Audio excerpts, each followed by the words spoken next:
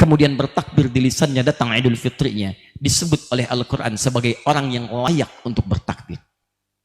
Dengan kata lain, apakah Ramadannya dinilai diterima oleh Allah Subhanahu wa Ta'ala? Apakah Ramadannya berhasil, kata Allah? Jadi perintah pertama ketika kita menunaikan salat, lantas kita bertakbir Allahu Akbar, pembuka salat. Kenapa itu kita buka dengan kalimat takbir? Karena kita berharap dengan salat ini datang kebahagiaan dalam hidup kita. Jadi jika ada orang-orang yang salat masih tidak bahagia, maka persoalannya adalah boleh jadi dia tidak sungguh-sungguh dalam salatnya. Karena itulah kalimat bahagia disandingkan dengan kalimat khusyuk dalam salat. Alladzina hum fi salatihim khashi'un.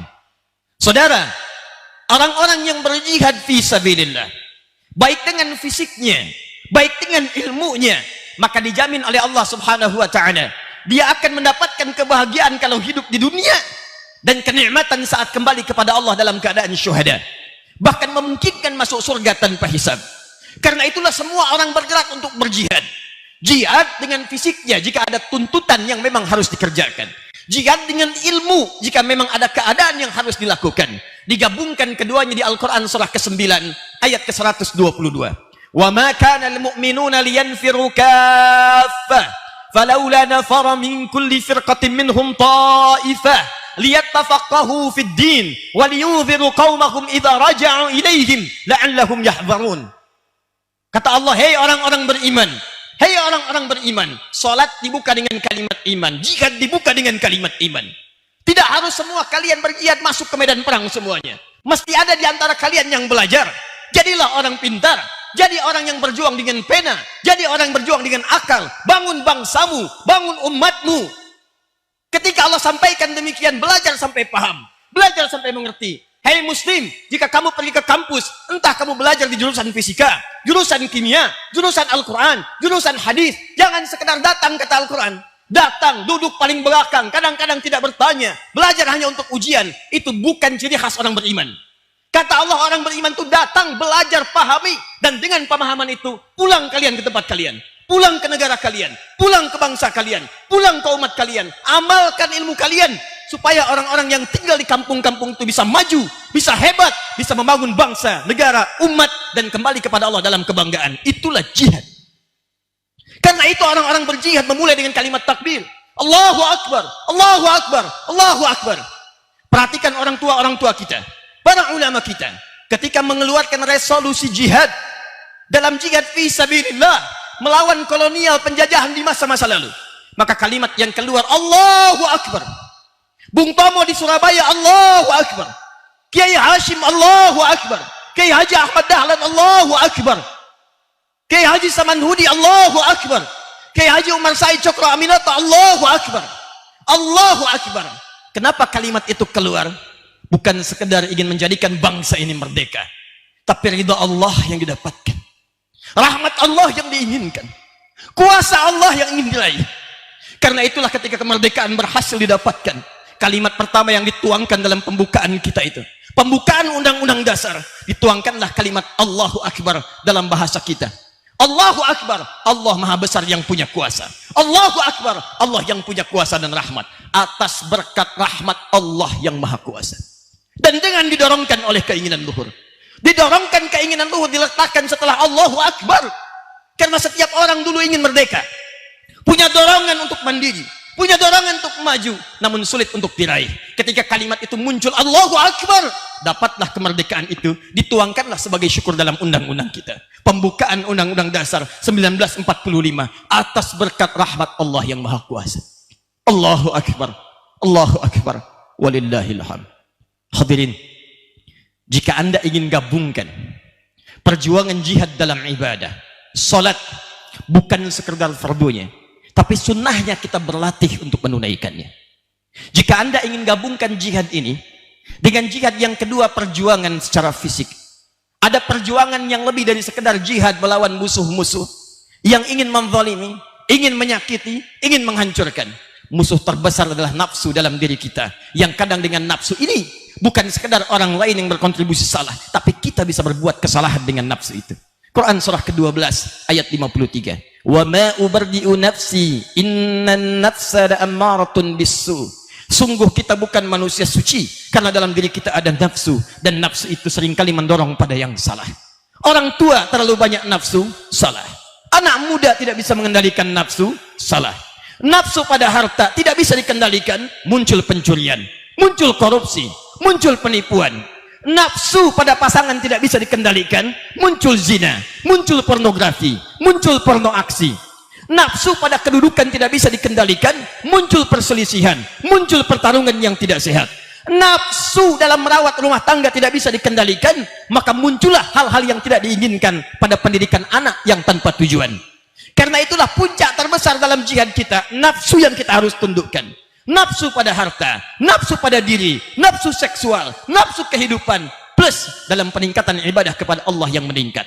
Jika Anda ingin dapatkan momentum itu, maka tidak mungkin Anda bisa raih dalam setahun, kecuali hanya satu kali saja dalam setahun, yaitu Ramadan. Ramadan. Bukankah saat Ramadan Anda meningkatkan sholat? Bukan sekedar fardunya. Di luar Ramadan ada panggilan sholat fardu, orang masih terlambat merasa biasa. Ramadan tertinggal sholat sunnah, perasaan bisa gelisah. Bukankah tarawih sholat sunnah?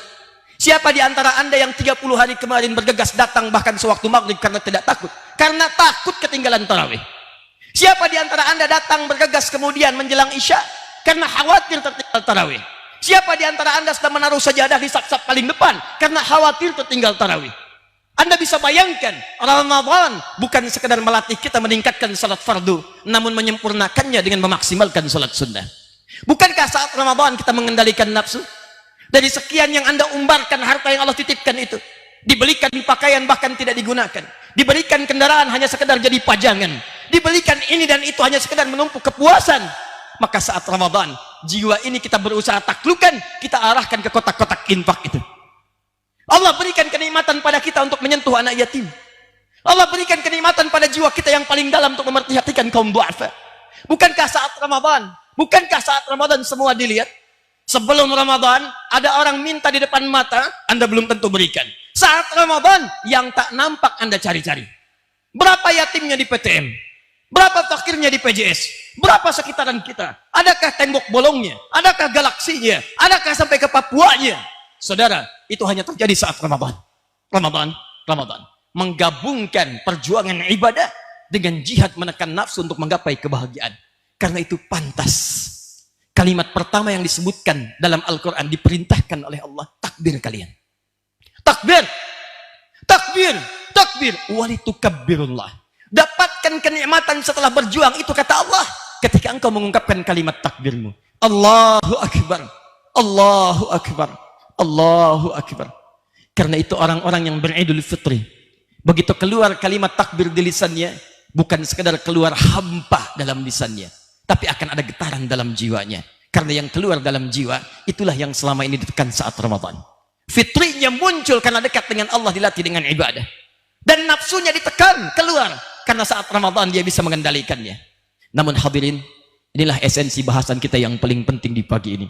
Apakah setiap orang yang selesai Ramadan, kemudian bertakbir di lisannya datang Idul Fitrinya, disebut oleh Al-Quran sebagai orang yang layak untuk bertakbir? Dengan kata lain, apakah Ramadannya dinilai diterima oleh Allah Subhanahu wa Ta'ala? Apakah Ramadannya berhasil, kata Allah? Maka demikian itulah Allah berikan ciri. Hanya dua saja. Jika dua ini melekat pada jiwa kita saat ini, kita pertahankan ke depan, maka berbahagialah. Anda termasuk yang dipandang berhasil oleh Allah. Bukan oleh DKM. Bukan oleh kawan Anda yang menyertai i'tikaf. Bukan oleh suami Anda mungkin yang terlihat Anda rajin mengaji. Tapi Rabb Anda, Tuhan kita, Allah kita, yang selama ini menilai kualitas ibadah kita saat Ramadan. Hei hambaku, kalau engkau ingin tahu apakah aku terima ibadahmu selama Ramadan, dan engkau bertakbir saat Idul Fitri, aku berikan dua ciri. Kalau tak nampak dua ciri ini setelah Ramadan, berarti takbirmu hanya sekedar di lisan saja, tidak masuk ke dalam jiwamu, dan tanda paling buruk ibadah kita belum diterima di sisi Allah Subhanahu wa Ta'ala. Pertama hadirin, Allahu Akbar, Allahu Akbar, walillahil hamd. Walitukabbirullaha. Hei orang-orang beriman yang telah puasa, ayo selepas puasa banyakkan takbir, banyakkan takbir, banyakkan takbir. Takbir itu engkau ungkapkan satu, ala ma hadakum. Engkau bahagia bertakbir Karena aku telah berikan hidayah kepadamu selama Ramadan. Karena aku telah berikan hidayah kepadamu selama Ramadan. Hidayah, saudara. Hidayah, hadirin. Jadi orang-orang yang selesai Ramadan itu, kata Allah, dia bertakbir karena dia merasakan ada hidayah Allah dihunjamkan dalam dirinya. Walitukabbirullaha ala ma hadakum. Dan hidayah dibagi dua bagian dalam Al-Quran. Ada hidayah yang didapatkan oleh orang yang belum beriman, kemudian beriman, masuk Islam. Ada orang saat Ramadan, belajar Islam, mendengar kemuliaan Islam, melihat akhlak-akhlak Islam, berbagi dengan makanan, melihat orang-orang yang sopan dengan penuh senyuman, masuk Islam. Begitu masuk Islam, berbahagialah engkau, kata Allah. Dosamu aku ampuni, amalan aku bentangkan, istiqamah, surga aku jaminkan. Ketika dia masuk Islam, walitukabbirullaha ala ma hadakum, takbir, masuk Idul Fitri pertama dalam hidupnya, masuk suasana suci pertama dalam hidupnya, dikembalikan kepada suasana sucinya. Quran surah 30 ayat ke-30, fa'aqim wajhaka lid-dini hanifa fitratallahi allati fataran nasa 'alaiha. Kata Allah, hei, hadapkan dirimu kepada din yang benar, hanifa. Din disebut dengan Islam. Quran surah ketiga ayat 19. Inna dina indallahil Islam. Ketika seorang masuk Islam, masuk ad-din, masuk Islam, asyhadu an la ilaha illallah wa asyhadu anna Muhammad Rasulullah. Fitrah, dia telah masuk ke dalam fitrah. Fitri disebut juga dengan fitrah. Kata Ibnu Abbas radhiyallahu taala anhuma, kenapa fitri disebut dengan fitrah? Karena saat mendapatkan fitri, fitrah kita kembali untuk mendekat kepada Allah. Dan puncak paling tinggi fitrah seseorang ketika mengenal Rabbnya. Non-muslim kenal dengan Rabbnya, masuk Islam, Allahu Akbar. Kata Allah, takbir engkau, takbir. Aku ampuni dosamu, aku jamin kebahagiaanmu kalau engkau istiqamah sampai wafat.